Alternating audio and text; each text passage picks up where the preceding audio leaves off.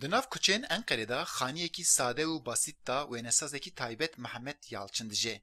Taybetmendiya vî wênesazê ew e ku hemû deverên rast wek tual dibîne û bi sibûx xêz dike. Ew wênesaz astengdarekî sendroma Down e. Demekê diçe dibistana astengdaran û li vê derê fêrî çêkirina wêne dibe. Lê nîgarvanên taybet Mehmet Yalçın wek wênesazên din birêva naçe. Her derê xaniyê xwe, hundir û der, dîwar û jerzemîn, stûn, kaldırme û bariyerên kaldırmayan hemû derî wek tual bikartîne. Wênesazê taybet ji pisîngan pir hez dike. Di her wêneyekî wî da pisîngek heye. Li ber sendroma Down lê neşê qise bike û çend peyv becî xwe wiha derbirîn dike. Hı hı. Senin arkandaki. Kağıt. Ne? Kağıt. Ha. Kağıt resimi. Kağıt kesimi. Onları da yapıyorsun. Şundan derdim. Evet. Malbata Mehmet Yalçın piştevanên wî yê herî mezinin bav û dayika wî xaniyê xwe bi her awayî ji wî re vekirine ku ew xwe bi dinya rengan da derbirîn bike.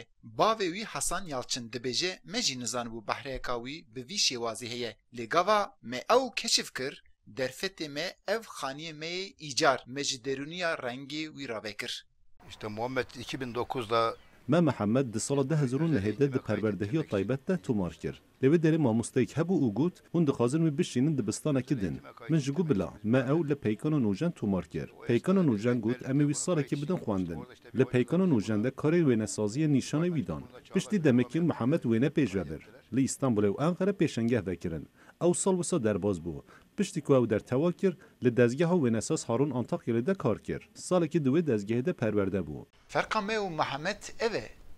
Em wênekê li dîwar didin. Bes Mehmet her derê xaniyê xwe kiriye wêne. Rastî ev hunermendehanê hunermendekî taybet e. Diyar e ku pêşêraja wî bi şêwazekî din bi navûdeng wê derbasî bibe. Eyüp Demir, Dengê Amerîka, Enqere.